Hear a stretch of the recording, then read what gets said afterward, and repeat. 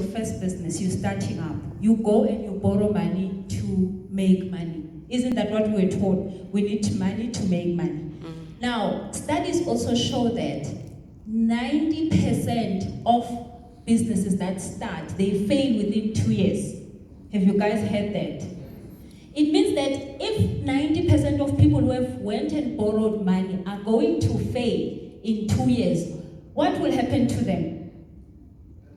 Will they be able to bounce back and start a second business when they can't be able to pay the first debt?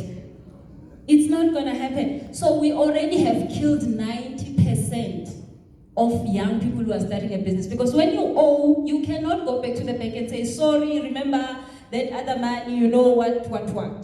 You really have to know what to do. So when a young person or a first-time business owner, or even second-time, I have failed in 7 businesses before I got it right. Now, when I got to the 7th business, I was owing the bank in assets of 40 million rands. I had gone that far. Now, the thing is that I understood that when you borrow from the bank, you need to borrow in a way that they want you to pay back. So sometimes you owe the bank and they call you and they say, we want our money. Sometimes you owe the bank and they call you and say, can we give you more money so you can make our money? So I was able to do the second one, hence they kept giving me more and more money. And I started in the property business. My first business was in property, and that's what took me from 0 to a very high level. But the thing is, when you do fail, you might not come back. So do not look for money that you borrow when you're starting. Use what you have. So he has just said that we have things in South Africa that are called stokvels. I work with stokvels on a yearly basis. As a normal stokvel, an average stokvel a year makes more than 20 million rands.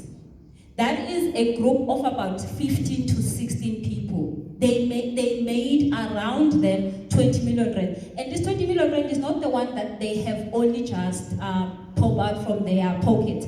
They take out money and then they borrow each other, and then there's interest and all sorts of things. And they have other income making ways. And their stokvel actually makes so much.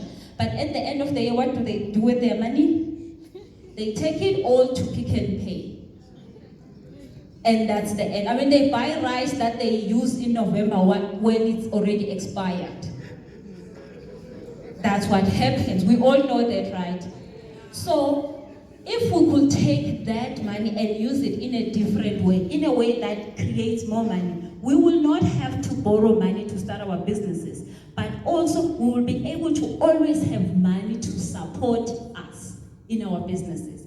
So, I wrote a book about why black people don't have money. And one of the things I talk about there is that black people don't buy from other black people. Have you heard that? Have you seen that? Does it happen to you? Are you the black person who doesn't buy from other black people?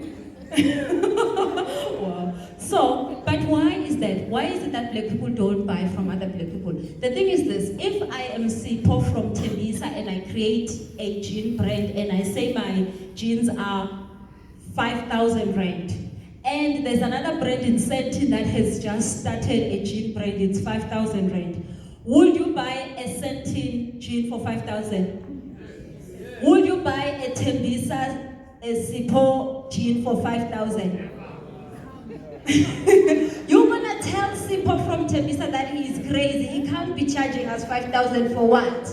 He's in Tembisa, for goodness sake. But we are willing and we are prepared, and we will never say nothing to Louis Vuitton when they say their bag is 100K. We are happy.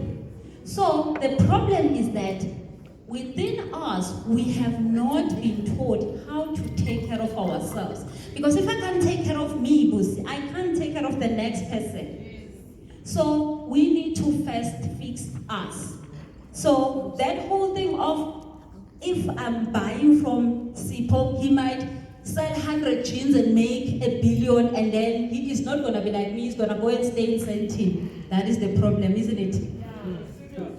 Yeah. Because once he stays in Sentin, he looks like people. We were taught people with money, they are,